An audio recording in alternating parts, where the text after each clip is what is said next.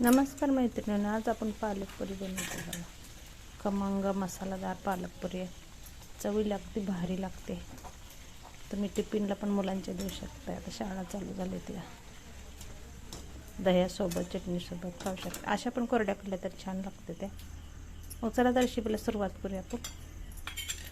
तर 1 चमचा जिरे घेतले बघा, 2 लसणाचं गड्डं घेतले तर, आणि हिरवी मिरची पिकली आहे बघा, ती लाल झाली ती घेतली. कोथिंबीर घेतली जराशी, आणि पालक घेतले, मी स्वच्छ धुवून घेतले.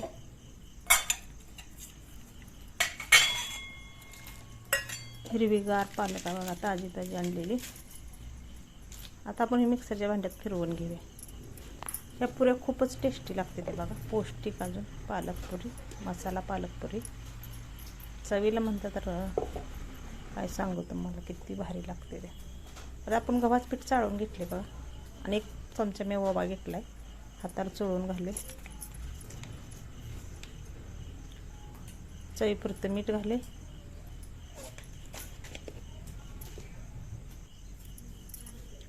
तीळ घेतले मी, 2 चमचे तीळ घाले.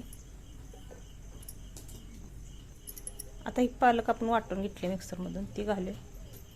छान असं मळून घ्यायचं आहे आपल्याला. पीठही घट्ट गोळा मळून घ्यायचा आहे बघा. सगळी पालक आपण काढून घेऊया.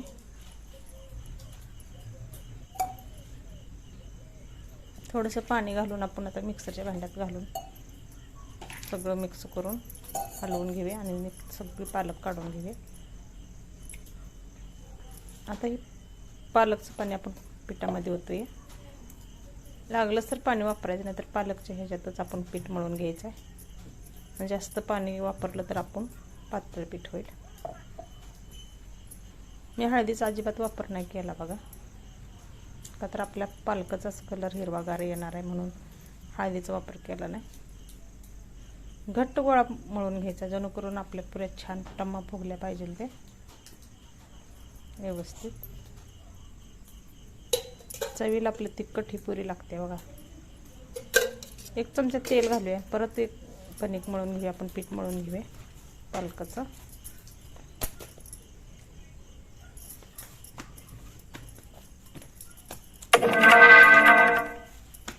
ह्या पुऱ्या 8 दिवस तुम्ही ठेवल्या तर अजिबात खराब होत नाही. त्या टिफिनला तुम्ही देऊ शकताय, प्रवासात तुम्ही बाहेर कुठं जाताना घेऊन जाऊ शकताय, नाश्त्याला पण तुम्ही खाऊ शकताय. खूपच मस्त होते ते बघा.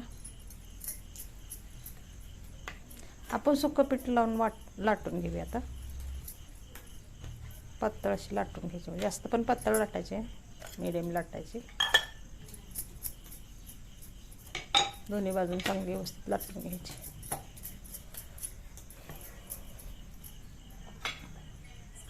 एक छोटी वाटी घ्या, छोटी वाटीत आपण कट करून घेणार आहोत. छोट्या पुऱ्या बनवतोय, तुम्हाला मोठ्या पण बनवायच्या बनवा. तुम्हाला एक मोठी पुरी पण दाखवते मी.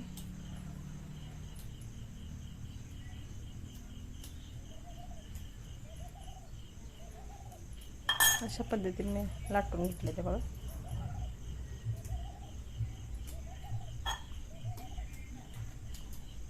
अशी वाटी फिरवून घ्यायची, पटकन कापून निघते ते, कट होते त्या पुऱ्या. अशा पद्धतीने आता आपण सर्व पुऱ्या लाटून घेतोय बघा.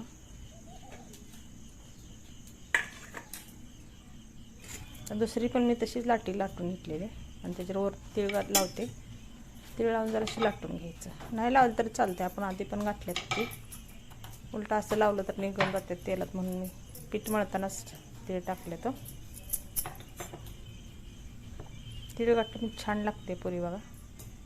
तर छोट्या वाटीनं आपण छोट्याच पुऱ्या पाडल्या. त्या तुम्हाला मोठ्या पाडायच्या तर मोठ्या पण करू शकते. मी एक मोठी पुरी करून दाखवले बघा.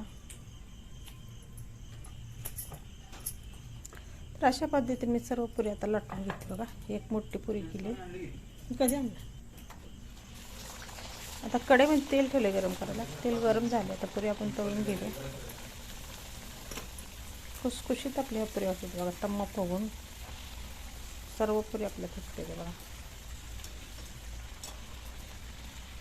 तुम्ही 4 पुऱ्या खाल्ल्या तर तुमचा नाश्ता होते सकाळचा.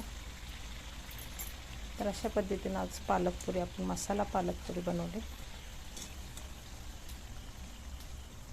खूपच भारी झाली. आणि चवीला तर खूप टेस्टी झाली बघा. टम्म फुगलेली पालकपुरी अशा पद्धतीने आपण तळून घेणार आहे. सर्व राहिलेले